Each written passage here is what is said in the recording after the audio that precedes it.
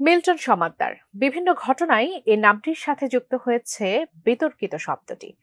অসহায় মানুষের কিডনি বিক্রি সহ নানা অভিযোগে তদন্তের মুখোমুখি তিনি। এবার মিল্টন সমাদ্দার সম্পর্কে পাওয়া গেল ব্যাংক অ্যাকাউন্ট সহ বেশ কিছু নতুন তথ্য। প্রশ্ন উঠেছে, তার 4টি ব্যাংক অ্যাকাউন্টে টাকা পাঠাতেন কারা? এসব নিয়ে আরো বিস্তারিত জানাচ্ছেন শেখ ফরিদ। মিল্টন সমাদ্দারের 4টি ব্যাংক অ্যাকাউন্টের সন্ধান পেয়েছে ডিবি পুলিশ। এসব অ্যাকাউন্টে কারা টাকা পাঠাতেন সে বিষয়ে চলছে তদন্ত। এছাড়া সামাজিক যোগাযোগ মাধ্যম ব্যবহার করে মিল্টন কিভাবে অর্থ উপার্জন করতেন এবং কারা তাকে সহায়তা করতেন তাদেরকেও শনাক্তে কাজ করছে ডিবি। 4 মে সাংবাদিকদের এক প্রশ্নের জবাবে এসব তথ্য জানান ডিবি প্রধান মোহাম্মদ হারুন অর রশিদ। এছাড়া জিজ্ঞাসাবাদের জন্য child and old age care আশ্রমের প্রতিষ্ঠাতা গ্রেপ্তারকৃত মিল্টন সমাদ্দারের স্ত্রীকেও ডাকা হয়েছে বলে জানিয়েছেন তিনি।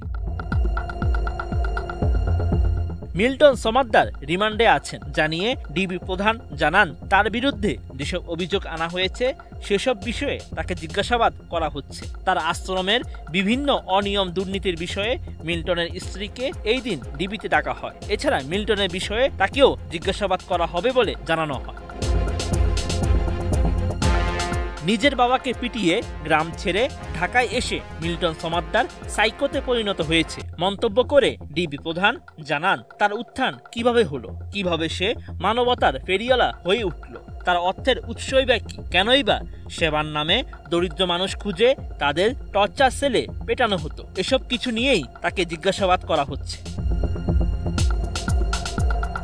এর আগে কিছুদিন ধরেই মিল্টনের বিরুদ্ধে নানা প্রতারণার অভিযোগে বিভিন্ন গণমাধ্যমে সংবাদ প্রকাশিত হতে থাকে। জানা যায়, মোবাইল ব্যাংকিংয়ের 16টির বেশি নম্বর এবং 3টি ব্যাংক অ্যাকাউন্টে প্রতি মাসে প্রায় কোটি টাকা জমা হয়। এর বাইরে অনেকেই তার প্রতিষ্ঠানে সরাসরি অনুদান দিয়ে আসেন। এই অর্থের অপব্যবহার করেন তিনি। মানবিক কাজের জন্য এ পর্যন্ত 3টি রাষ্ট্রীয় পুরস্কারও পেয়েছেন Milton Samaddar.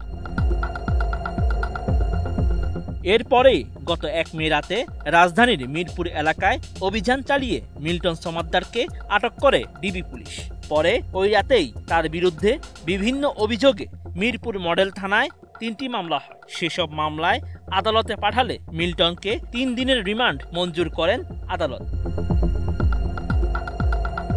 Sheikh Farid, ATN news.